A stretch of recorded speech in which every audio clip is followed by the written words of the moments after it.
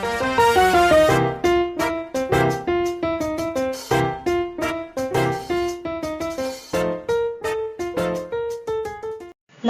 बच्चों, मैं आपकी हिंदी की अध्यापिका दर्शना। बच्चों, आज हम इस वीडियो के माध्यम से हिंदी गुंजन पुस्तिका कक्षा 7वीं का पाठ 11वां आज मैं करवाऊंगी। पाठ का नाम है अद्वितीय पूर्वोत्तर भारत। ठीक है, अद्वितीय मतलब जिसके जैसा दूसरा ना हो। पूर्वोत्तर पूर्वी दिशा में जो है भारत, भारत देश, उसका वर्णन किया गया है इस पाठ में।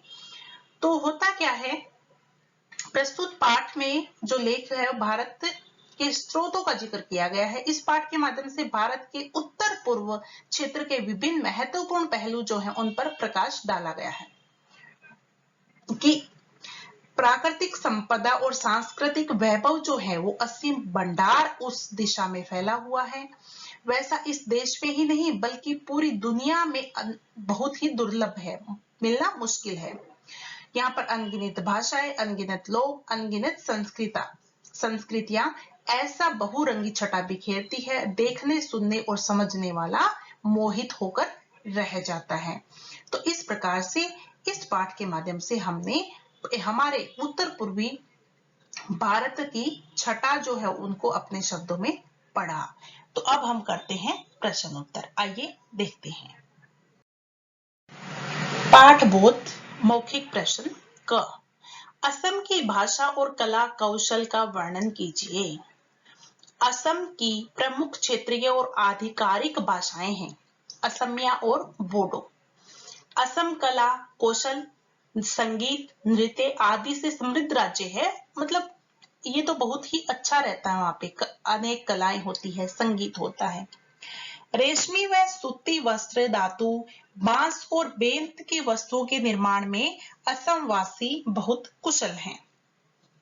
चित्रकला की तो यहाँ बहुत पुरानी परंपरा है। ठीक है, चित्रकला की तो यहाँ बहुत ही पुरानी क्या है, परंपरा है, रिवाजें हैं। तो इस प्रकार असम की भाषा और कला कौशल का वर्णन किया हमने। दूसरा है मणिपुर का यह नाम क्यों पड़ा।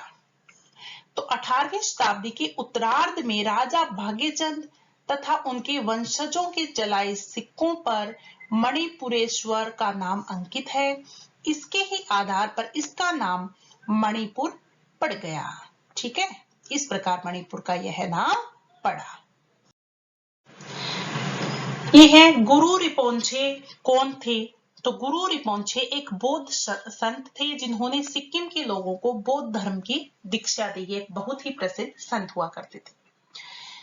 आगे है नागाओं की वेशभूषा की क्या विशेषता थी। तो नागाओं के कपड़े बहुत सुंदर होते हैं और मोटी ऊन के बने होते हैं। ये अपने साथ कुछ हथियार भी रखते हैं। नागा जो रहते हैं ना, वो अपने साथ कुछ हथियार भी रखते हैं जो इनकी वेशभूषा का ही एक हिस्सा लगता है। अगला प्रश्न है त्रिपुरा की आदिवासी जातियों में प्रमुख कौन सी है और उसकी क्या विशेषता है। त्रिपुरा की आदिवासी जनजातियों में त्रिपुरी रियांग और जमातियां प्रमुख हैं। इनका रहन सहन और पहनावा बाकी से अलग है। जंगली जानवरों से रक्षा के लिए ये अपना घर खंभों के ऊपर बांसों से बनाते हैं। इनका मटका नृत्य जो घड़े पर होता है उल्लेखनीय है। ठीक है, मटका नृत्य होता है जो घड़ा रखते हैं अपने सर पर, वो है क्या है, उल्लेखनीय है। तो इस प्रकार त्रिपुरा की आदिवासी जातियों में ये क्या है, प्रमुख है और इनकी विशेष विशेषताएं हैं।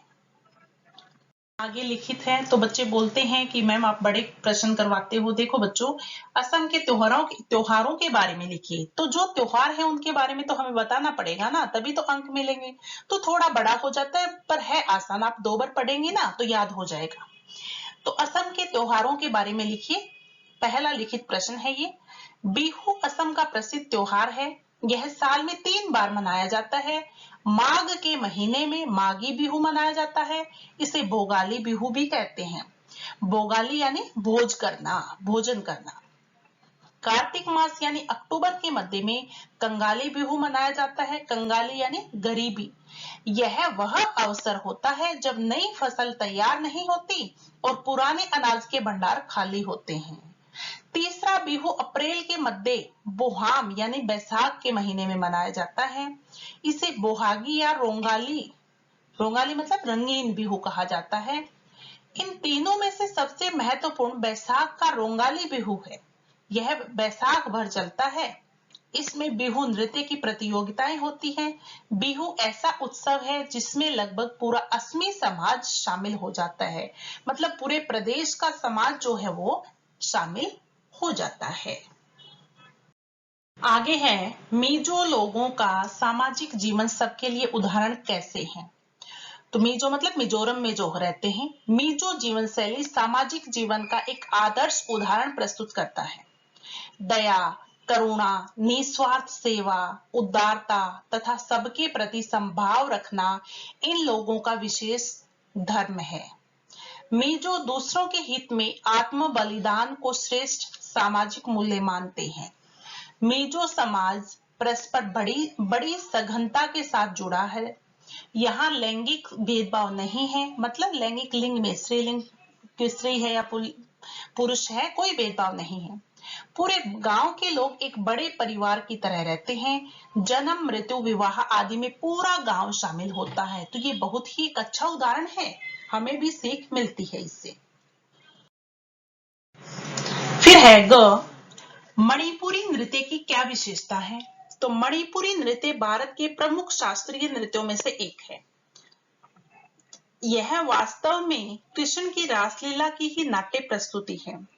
इसके परिधान और नर्तक की साज सज्जा केरल के कथकली नृत्य की तरह ही अनोखी होती है। केरल में देख लो कितना सजावट रहती है, इस प्रकार यहाँ भी अनोखी होती है। यह अत्यंत कोमल, भाव प्रदान तथा गौरवमय नृत्य शैली है। जयदेव, विद्यापति, चंडीदास, गोविंद दास जैसे भक्त कवियों की रचनाएं ही ज्यादातर इसके साथ गीत रूप में गाई जाती हैं। ठीक है, ये हो गया ग। घ, त्रिपुरा को मिश्रित संस्कृति वाला राज्य क्यों कहा गया है। तो देखो, त्रिपुरा को मिश्रित संस्कृति वाला राज्य कहा गया है क्योंकि यहाँ लगभग 30% आबादी आदिवासियों की है। गैर आदिवासी संस्कृतियों में बांग्ला संस्कृति क्या है, प्रधान है। एक और आदिवासी खंभों के ऊपर बांसों की अपने घर बनाते हैं और घड़े पर किया जाने वाला विशेष मटका नृत्य करते हैं। जो दूसरी ओर बंगाली घर उल्लू ध्वनि से गूंजते रहते हैं।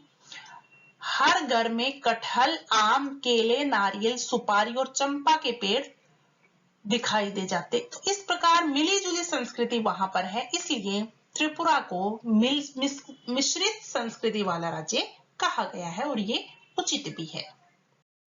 आगे है पूर्वोत्तर भारत को अद्वितीय क्यों कहा गया है। तो देखो बच्चों, ये पाठ का नाम भी है ना, अद्वितीय पूर्वोत्तर भारत। तो क्यों कहा गया है ऐसा, इसका उत्तर आपको यहाँ पर मिल रहा है। पूर्वोत्तर भारत प्राकृतिक सौंदर्य और सांस्कृतिक वैभव का जैसा भंडार भरा पड़ा है, वैसा पूरे देश में ही नहीं वरन पूरे विश्व में मिलना मुश्किल है। भाषा, संस्कृति, नस्लों की जितनी विविधता यहाँ पाई जाती है वैसी और कहीं नहीं। इसलिए पूर्वोत्तर भारत को अद्वितीय कहा गया है। ठीक है, यहाँ पर क्या है, संस्कृति बहुत ही अच्छी है। आगे है च, टिप्पणी कीजिए। अक्सर ये दिया गया है एक शब्द, उस पर टिप्पणी करना है, उसके बारे में लिखना है। छिमतुई पुई नदी, नदी के बारे में देखिए। छिमतुई पुई बर्मा के चीन राज्य से निकलती है, चिन राज्य से निकलती है और मिजोरम के क्षेत्र से होते हुए फिर बर्मा मतलब म्यांमार में प्रवेश कर जाती है और वहां से बंगाल की खाड़ी में जा गिरती है। इस नदी का व्यापारिक रूप से बहुत महत्व है। म्यांमार के साथ व्यापार में इसे जल मार्ग की तरह इस्तेमाल किया जाता है। ठीक है, ये हो गया छिमतुई पुई नदी। उसके बाद है ऊनाकोटी। ऊनाकोटी त्रिपुरा में स्थित है। यहाँ की विशेष बात यह है कि यहाँ की चट्टानों पर शिव की असंख्य मूर्तियां उत्कीर्ण है। कहा जाता है कि यहाँ कम से कम ऐसी 1 करोड़ मूर्तियां हैं। इनको किसने बनाया है, कैसे बने, इसको लेकर अनेक दंत कथाएं प्रचलित है। अरे बहुत अच्छा स्थान है ये तो ऊनाकोटी, जो त्रिपुरा में है। यहाँ पर पत्थरों पर क्या है, चट्टानों पर क्या है, शिव जी की मूर्तियां बनी हुई है और वहां पर की किसी को पता नहीं, अनेक कथाएं प्रचलित है, चलती आ रही है कि इसलिए बनी है, इसलिए बनी है। फिर है नामग्याल इंस्टीट्यूट ऑफ टिबेटोलॉजी। इसका अर्थ क्या है कि समुद्र से 5500 फुट गंगटोक में स्थित नामग्याल इंस्टीट्यूट ऑफ टिबेटोलॉजी है। धार्मिक व ऐतिहासिक दृष्टि से यह बहुत ही महत्वपूर्ण है। यह तिब्बती साहित्य और शिल्प का अनूठा भंडार है जो कि ऊंचाई पर स्थित है। इस इंस्टीट्यूट की स्थापना सिक्किम के शासक सरताशी नामग्याल ने 1958 में की थी। किसने की थी? सिक्किम के शासक ने। नाम क्या था? सरताशी नामग्याल। 1958 में इसकी स्थापना की गई थी। यहाँ तिब्बती विज्ञान, चिकित्सा और ज्योतिष के अलावा लेप्चा और संस्कृत की बहुत सी पांडुलिपियां मौजूद हैं। ठीक है, बहुत ही अच्छा इंस्टीट्यूट ये है। है एनजे बौद्ध मठ। ये क्या है कि गंगटोक से कुछ दूर स्थित एनजे बौद्ध मठ की बहुत मान्यता है। एनजे मठ का अर्थ है एकांत मठ। इसका निर्माण एक सुंदर पहाड़ी पर किया गया है जहां से दुनिया के तीसरे सबसे ऊंचे पर्वत शिखर कंचनजंगा का शानदार दृश्य दिखाई देता है। कंचनजंगा चोटी है ना, आपने भी सुना होगा नाम, एसएसटी में पढ़ते होंगे। तो उसी का जिक्र यहाँ पर हुआ है। सबसे ऊंचा पर्वत कौन है? शिखर चोटी क्या है? कंचनजंगा। वो शानदार दृश्य दिखाई देता है। ठीक है, ये हो गया एनजे बौद्ध मठ।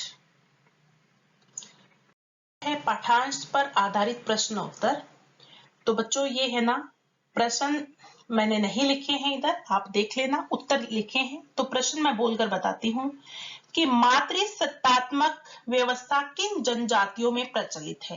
तो मातृसत्तात्मक व्यवस्था खासी, जयंतिया एवं गारो जनजातियों में प्रचलित है। तो आपकी बुक में प्रश्न मिल जाएंगे। फिर है ख, प्रश्न है संपत्ति के उत्तराधिकारी की मेघालय में क्या परंपरा है? संपत्ति का उत्तराधिकारी जो होता है उसकी क्या परंपरा है? तो मेघालय में परिवार की छोटी बेटी सारी संपत्ति की उत्तराधिकारी होती है और परिवार के बुजुर्गों तथा बच्चों के लालन पोषण की जिम्मेदारी भी वह ही उठाती है। ठीक है, तो इस प्रकार यह क्या है? परंपरा है संपत्ति के उत्तराधिकारी की। नृत्य संगीत की मेघालय लोगों के जीवन में क्या भूमिका है? तो नृत्य संगीत मेघालय के लोगों की जीवन शैली का अनिवार्य अंग है। ठीक है, क्या है? अनिवार्य अंग है। वो इसके बिना रह ही नहीं सकते। मेघालय में नृत्य और संगीत बहुत जरूरी है। वो नाचते भी हैं और गाते भी हैं। ठीक है, वो इनकी एक दिनचर्या है। इसी के साथ पाठांश पर आधारित प्रश्न उत्तर हमारे समाप्त हुए। आगे है सही विकल्प चुनिए। पूर्वोत्तर भारत का प्रवेश द्वार किसे कहा गया है? असम को। ठीक है, बादलों का घर कौन सा राज्य है? मेघालय। मेघालय में सबसे ज्यादा क्या है? बारिश होती है ना भारत में। अरुणाचल का अर्थ है उगते सूर्य का पर्वत, अरुणाचल। ठीक है, उगते हुए सूर्य का पर्वत। गुम्पा किस राज्य का प्रसिद्ध नृत्य है? सिक्किम का। हेनसांग ने असम की किस लोक कला का जिक्र किया है? चित्रकला का। ठीक है, चित्रकला का जिक्र किया है। आगे है भाषा ज्ञान। इत और इक प्रत्यय लगाने हैं आपको। इक प्रत्यय यहाँ पर भौगोलिक, भूगोल जमा इक, क्या लगा है? इक प्रत्यय, भूगोल जमा इक। आधिकारिक में अधिकार के इक प्रत्यय लगा है, अधिकार जमा इक। सामाजिक में समाज जमा इक। मिश्रित में मिश्र जमा इत, इसमें इत प्रत्यय लगा है। ठीक है, ये हो गए इक और इत प्रत्यय। आगे है स्त्रीलिंग या पुल्लिंग बताने हैं आपको। तो प्रदेश क्या है? पुल्लिंग है। विविधता स्त्रीलिंग है। समृद्धि स्त्रीलिंग है। धर्म पुल्लिंग है। जाति स्त्रीलिंग है। नृत्य क्या है? पुल्लिंग है। ओके, स्त्रीलिंग और पुल्लिंग हो गए। तो बच्चों ये है सामासिक पदों का विग्रह। कुछ पद दिए गए हैं सामासिक, उनका विग्रह करना है। विग्रह मतलब अलग करके लिखना है, तोड़कर, और उस समास का नाम भी यहाँ पर बताना है। देखिए, उत्तर पूर्व, उत्तर पूर्व मतलब उत्तर और पूर्व, और लगा देंगे यहाँ पे। तो द्वंद्व समास, द्वंद्व समास की परिभाषा क्या होती है? जिस समास में दोनों ही पद प्रधान हो। फिर है जन्म मृत्यु, जन्म और मृत्यु, ये भी द्वंद्व समास है, दोनों पद प्रधान है। नृत्य संगीत, नृत्य और संगीत, ये है द्वंद्व समास। मेघालय, जो मेघों का आलय हो, इसमें कोई अन्य पद प्रधान होता है तो यह है बहुव्रीहि समास। अरुणाचल, जहां अचल पर अरुण हो, ये भी बहुव्रीहि समास है। असम, असमान है जो भूमि, असम में असमान है, ऊपर नीचे भूमि है, तो इसलिए ये क्या हुआ? बहुव्रीहि समास हुआ। तो बच्चों अब हम करते हैं चौथा प्रश्न, पर सर्गों का प्रयोग। हिंदी भाषा में क्या होता है, जो भी एक वाक्य होता है उसमें एक एक शब्द व्याकरण की दृष्टि से अपना एक स्थान रखता है। ठीक है, कोई भी जैसे या तो संज्ञा होगा या सर्वनाम होगा या क्रिया होगा, तो जो भी वाक्य हम पढ़ते हैं वो संज्ञा, सर्वनाम, क्रिया, विशेषण, इन सब से ही बनकर मिलकर बना होता है। तो इसी प्रकार कुछ ऐसे छोटे छोटे शब्द होते हैं जिनका हम आपको पता नहीं होगा, तो वो होते हैं परसर्ग। जैसे में, से, के ऊपर, को, ये सब क्या है कि को तो जैसे कारक में भी आ जाता है, ठीक है, तो भी, ये सब क्या है? परसर्ग है। तो इन्हीं से संबंधित कुछ वाक्य हैं यहाँ पर। पहला वाक्य है, इस राज्य की जनसंख्या का लगभग 60% घाटी में है। तो में क्या है यहाँ पर? में है परसर्ग। परसर्ग वो होते हैं जो दो तीन शब्दों को आपस में जोड़ते हैं और उनका अर्थ प्रस्तुत करते हैं। दूसरा है, राज्य में साक्षरता का प्रतिशत 60% से ऊपर है। तो यहाँ पर राज्य में आया है, तो में परसर्ग का प्रयोग हुआ है। और से तो यहाँ पर कारक भी बोल सकते हैं हम, ठीक है, क्योंकि कारक की विभक्ति भी होती है, करण और अपादान कारक की विभक्ति होती है से। फिर है, भारत में विलय से पूर्व त्रिपुरा एक अलग रियासत थी। ठीक है, तो यहाँ पर भी में का प्रयोग हुआ है। उन्होंने इस क्षेत्र में रहने वालों को बौद्ध धर्म की शिक्षा दी। तो दी जो है वो क्या है? एक क्रिया है, शिक्षा दी यानी कि देना। और में का प्रयोग हुआ है परसर्ग के रूप में। और दीक्षा दी, तो दीक्षा क्या है? दीक्षा तो हो गई कि क्रिया के रूप में ही प्रयोग हुई है कि कोई काम करना, जैसे उठना बैठना, इसी प्रकार दीक्षा दी, तो देने का काम हुआ यहाँ पर, तो में परसर्ग है। फिर है, इसी को मणिपुर का नाम भी दिया गया है। तो भी क्या है? यहाँ पर भी परसर्ग है। तो इसी प्रकार ये चौथा प्रश्न जो है वो हमारा पूर्ण होता है। अब हम बढ़ते हैं अगले प्रश्न की तरफ। सार्वनामिक विशेषण और सर्वनाम। ठीक है, सार्वनामिक विशेषण क्या होता है? वह सर्वनाम शब्द जो संज्ञा से पहले आकर उसकी विशेषता बताता है। ठीक है, तो यह पूरे वैशाख भर चलता है। ये क्या है? यह क्या है? सर्वनाम है। छाट कर लिखना है, इसमें क्या है? यह क्या है? सर्वनाम है। मासिन राम इसी राज्य में स्थित है। तो इसी क्या है? सार्वनामिक विशेषण है, क्योंकि राज्य की विशेषता बताई है। अपने इतिहास काल में मणिपुर के अनेक नाम थे। तो अपने इतिहास काल, अपने क्या है? सार्वनामिक विशेषण। इस क्षेत्र की विविधता अद्वितीय है। तो इस क्षेत्र के की तरफ इशारा किया गया है, तो ये क्या है? सार्वनामिक विशेषण है। आगे है असमिया, इनकी मुख्य भाषा है। तो इनकी क्या है? सर्वनाम है। गीत संगीत में उनकी गहरी रुचि है, तो उनके भी क्या है? सर्वनाम है। वह स्थान जहां सूरज सबसे पहले दस्तक देता है, तो स्थान की विशेषता बताइए। वह स्थान, तो यहाँ पर वह क्या है? सार्वनामिक विशेषण है। आगे है असमिया, फिर है वाक्य भाषा है। तो अपरिचित को देखकर शर्माना बालकों का स्वभाव होता है। गीत संगीत में उनकी गहरी रुचि है तो उनके भी क्या है सरनाम है। दूसरा है वह स्थान जहाँ सूरज सबसे पहले दस्तक देता है, तो स्थान की विशेषता बताइए वह स्थान, तो यहाँ पर वह क्या है सार्वनामिक विशेषण है।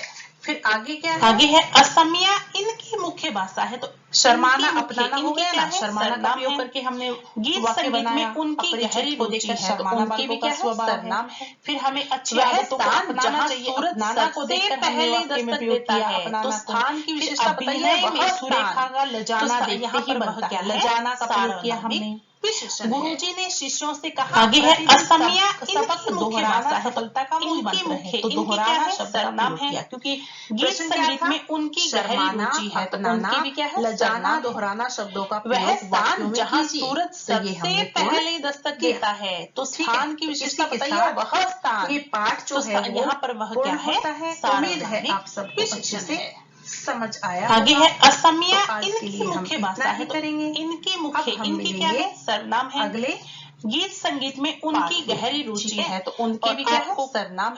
क्या समझ नहीं वह स्थान जहाँ सूरज सबसे पहले दस्तक देता है, तो स्थान की विशेषता बताइए वह स्थान, तो यहाँ पर वह क्या है धन्यवाद। मिलते हैं अगले वीडियो में, धन्यवाद। आगे है असमिया इनकी मुख्य भाषा है, इनकी क्या है